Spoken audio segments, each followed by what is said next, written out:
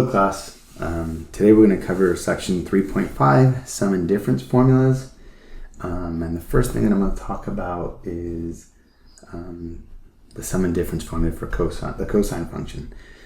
So first we'll do the sum, so cosine of alpha plus beta, and the formula is cosine of alpha times cosine of beta minus sine of alpha times sine of beta. Please make sure to know this. This will be very useful. It's something that I would have on your notes for the exam. All of these formulas will be useful. Instead of trying to memorize them, I'd have them written down. When there's a difference, it's going to be cosine of alpha, cosine of beta. It'll be plus, so notice that the sign in between the two operations are opposite of what the signs are for the actual sum or difference. Okay, so let's do an example of this. So the example that we're going to do is for cosine of 75 degrees.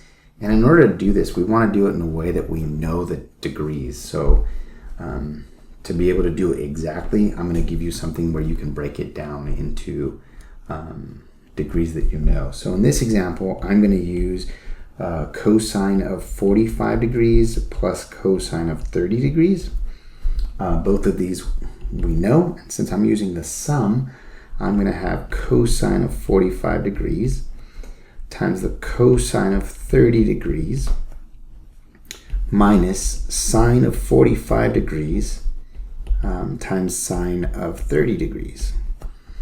And so cosine of 45 degrees we know is radical 2 over 2 based off of the unit circle, and radical 3 over 2 for cosine of 30. Sine of 45 degrees is radical 2 over 2, and sine of 30 is 1/2. This will yield the square root of 6 over 4 minus the square root of 2 over 4. And we can see we can factor out a 1/4, so we're going to get 1/4 times the quantity square root of radical 6 minus square root of 2. So that is the exact value for cosine of 75 degrees. I can write that down. Cosine 75 degrees, and there's our exact answer. Now, not all of them will be in degrees.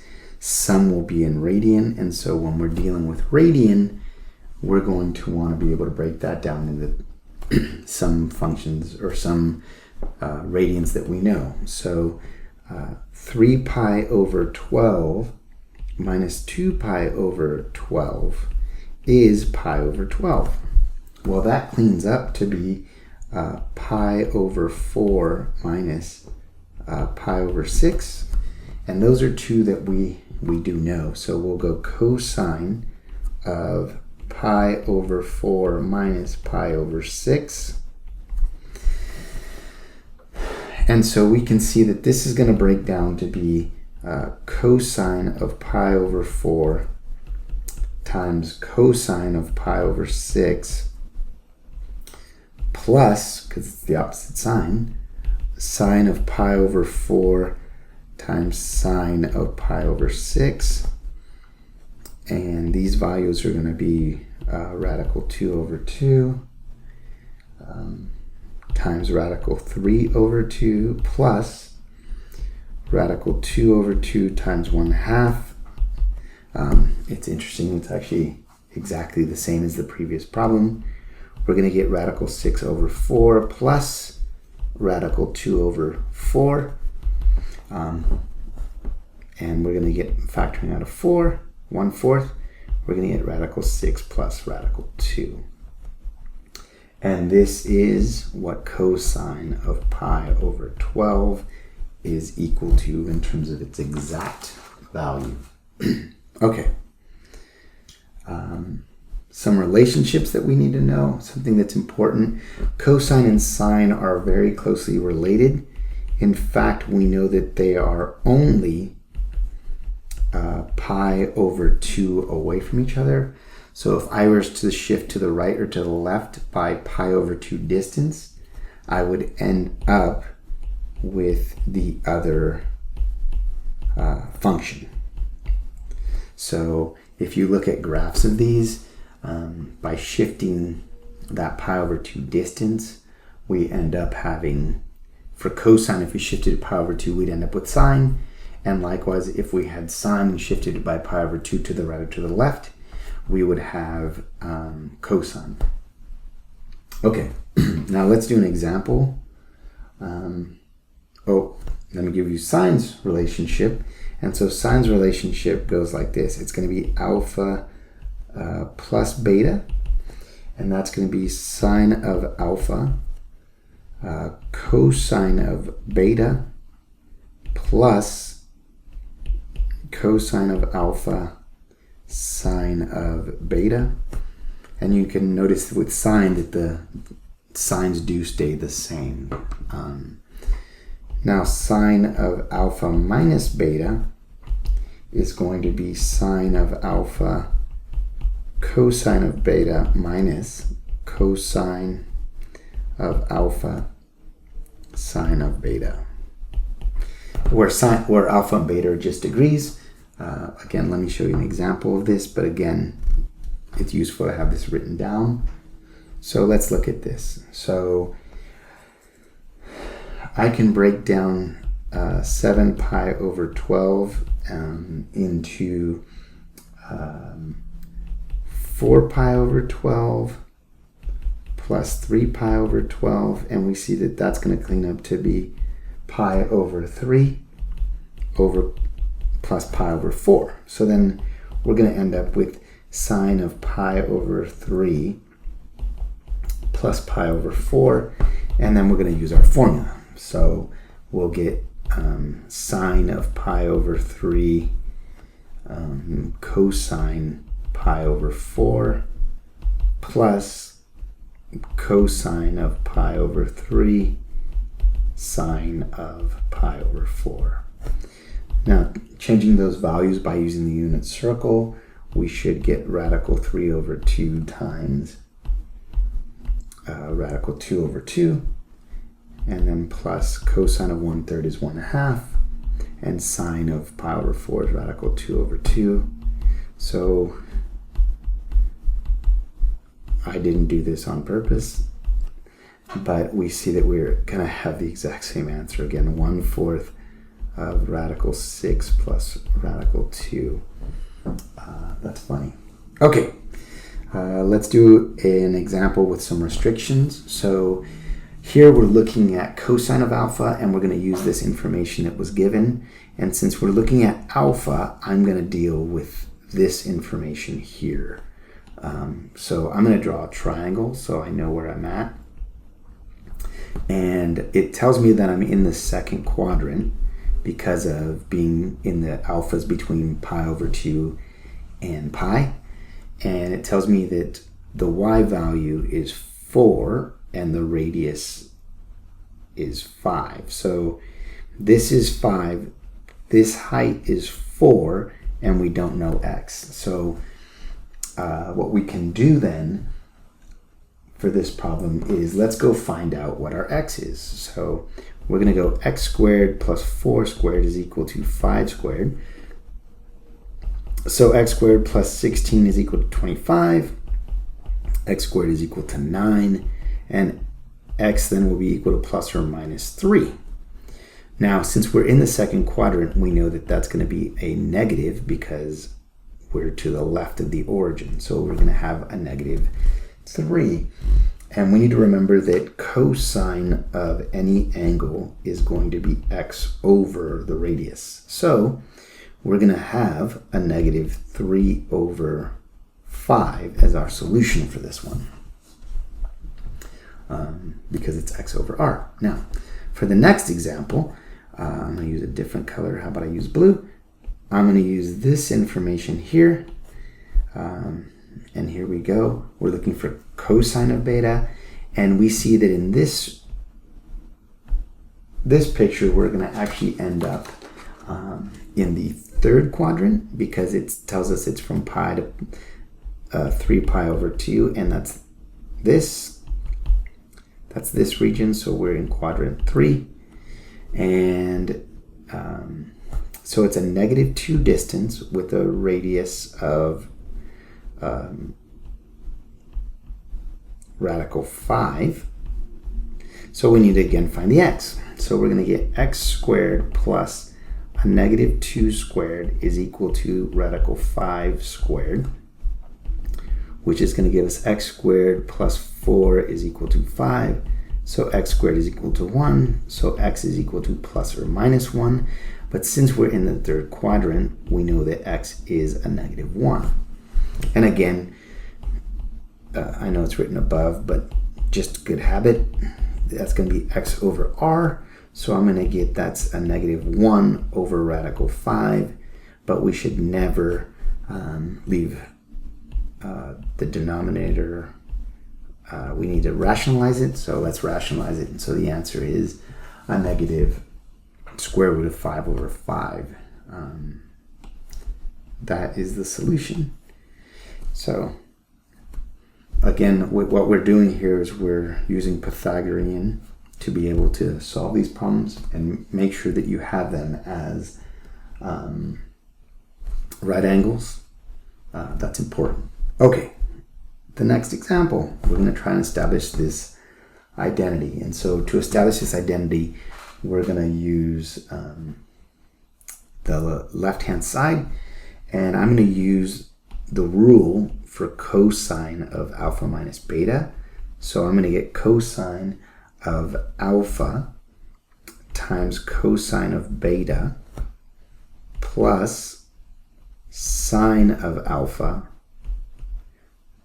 sine of beta, those products multiplied, all over sine of alpha sine of beta. Okay. Now we can break this up into two parts, the numerator piece. So I can go cosine of alpha cosine of beta over sine of alpha sine of beta plus sine of alpha times sine of beta all over sine of alpha sine of beta. And so we can see that that's 1. Now here I want to demonstrate this for you guys, and I'll use different colors. Cosine of alpha over sine of alpha, isn't that cotangent of alpha?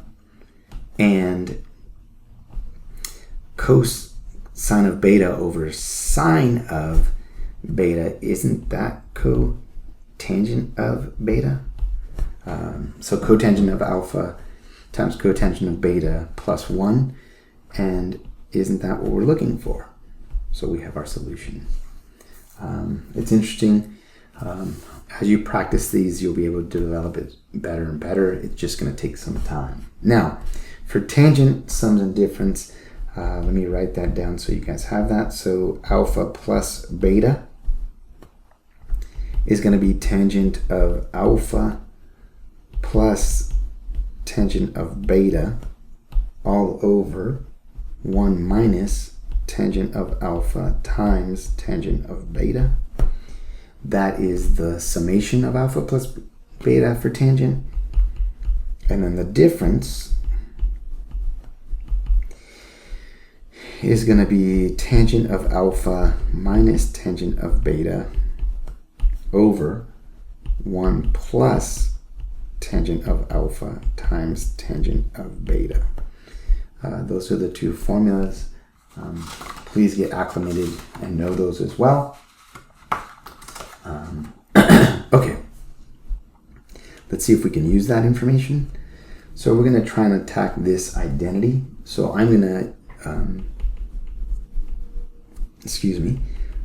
I'm going to use tangent of theta plus pi and use the identity or the rule that we have for sums and difference. And so I'm going to get tan of theta plus tan of pi over 1 minus tan of theta tan of pi. Now, from our unit circle information, we know that tan of pi is 0, so we're going to get 1 minus tan of theta, but that's going to be multiplied with 0, so that's going to give us 0 there. And so we're going to get tan of theta over 1, which is tan of theta.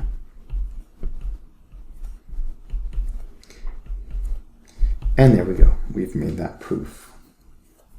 Okay, for the next one, it's going to be another sum, and we're going to attack it the exact same way.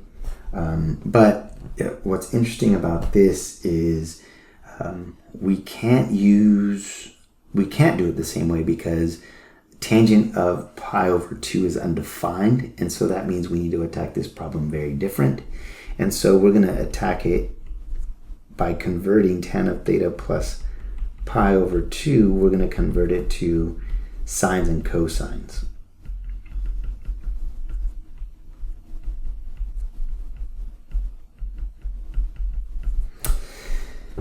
And so from there, we're going to use our rules for sine sum and for cosine sum. And so we're going to get sine of theta times cosine of pi over 2 plus cosine of theta sine of pi over 2 all over cosine of theta cosine of pi over 2 minus sine of theta sine of pi over 2.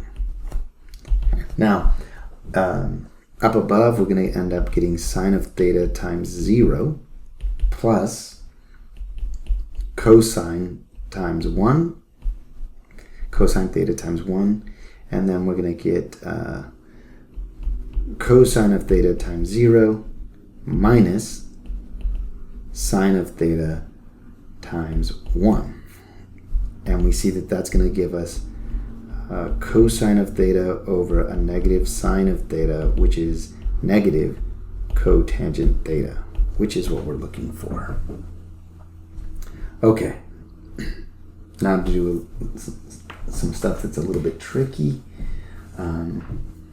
Where we have sine and then there's a sum, and that sum has two pieces, right? It's this and this. And so the darker green is our alpha, the lighter green is our beta, and so we're going to be able to attack this problem that way. So I'm going to go sine of cosine inverse of 1/2 cosine sine of inverse of 3/5 plus cosine of cosine inverse of 1/2 sine of sine inverse of 3/5. And so to work this out, the ones on the right are much easier. Cosine and cosine inverse are inverses of each other, so we're going to get the 1/2, and sine inverse are inverses of each other, so I'm going to get 3/5. Let me write that a little bit nicer. 3/5. And now we got to work on the inside piece. So we know that when we did trig inverse before, that theta was equal to cosine inverse of 1/2. And so cosine theta is equal to 1/2. When is cosine theta equal to 1/2? That is in the first or fourth quadrant. And so we're going to be able to find that, and we can even draw triangles for it, right? So we know that x is 1, our radius is 2, and if we go try to get y, we're going to get 2 squared is equal to 1 squared plus y squared. So we're going to get 4 is equal to 1 plus y squared, and we're going to get 3 is equal to y squared, and y is equal to the square root of 3. And it's positive because we're in the we're going to be restricted to the first quadrant because cosine inverse is from 0 to pi. So we know we have to be either in the first or second quadrant. And so this has to be in the first quadrant. And so we're going to get sine of cosine inverse is going to be radical 3 over 2. And then for the next piece, sine inverse, we know that sine is either in the first or second quadrant. And so we're going to go theta is equal to sine inverse of 3/5. Since that's positive, that puts us again in the first quadrant. And sine is equal to 3 over 5. So when we look at this, this is 3, this is 5, this is x. And then by following that same procedure, we're going to get x is equal to 4 by completing the square. And so cosine is going to be 4/5. And the way I did that is cosine of that triangle, we have SOHCAHTOA, or you could even remember it as we've done x over r, and then over here with this triangle it would have been y over r for the theta. Now multiplying those through, I would get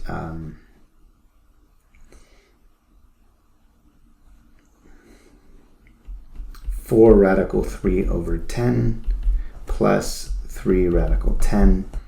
That will clean up to be 1/10 4 radical 3 plus 3, and that is our solution. Okay. One more example. And here we go. Now it's asking us to be within 1 unit circle of where we're at. And so to attack this problem, what I'm going to do is I'm going to square both sides. So I'm going to take this side and square it, and I'm going to take this side and square it. And so I'm going to end up with sine squared theta plus 2 sine theta cosine theta plus cosine squared theta is equal to 1. And the reason I did that is because I couldn't isolate sine and cosine. And so I wanted to do it in a way that would be most beneficial in trying to solve this problem. Now we should see something pretty neat in this problem. Sine squared theta plus cosine squared theta is an identity that we know. And we know that that's equal to 1. So 1 plus 2 sine theta cosine theta is equal to 1. And then we see 2 sine theta cosine theta is equal to 0. So then sine theta cosine theta is equal to 0 by dividing both sides by 2. And now since we have these pieces, it's a product, right? So either sine of theta is equal to 0 or cosine theta is equal to 0. And so in one revolution, right, 1 unit circle revolution, cosine of 0 is 1. So that doesn't work, but sine of 0 is 0. So we know that at 0 it's a solution, and we also know that at pi, sine of 0 is a solution. And we could have gone the plus the k pi's, but because we're only doing 1 revolution, we don't have to worry about those. So we have 2 solutions there. We also know that at pi over 2, cosine is 0. And we also know that at 3 pi over 2, cosine is 0.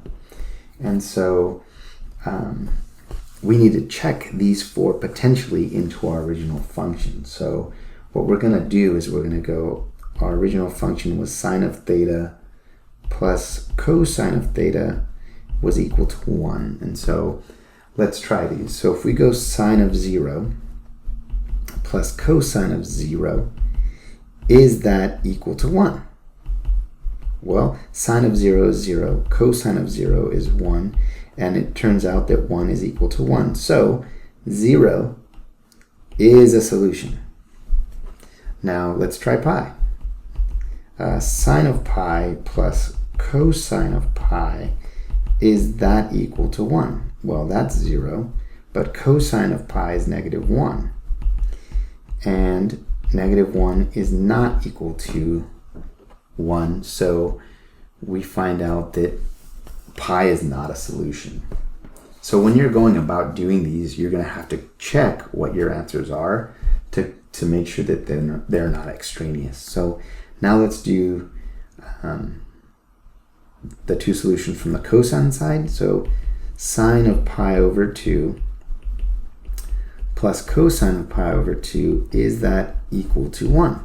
Well, sine of pi over 2 is 1 plus 0 for cosine of pi over 2 is equal to 1. So 1 is equal to 1, so that works.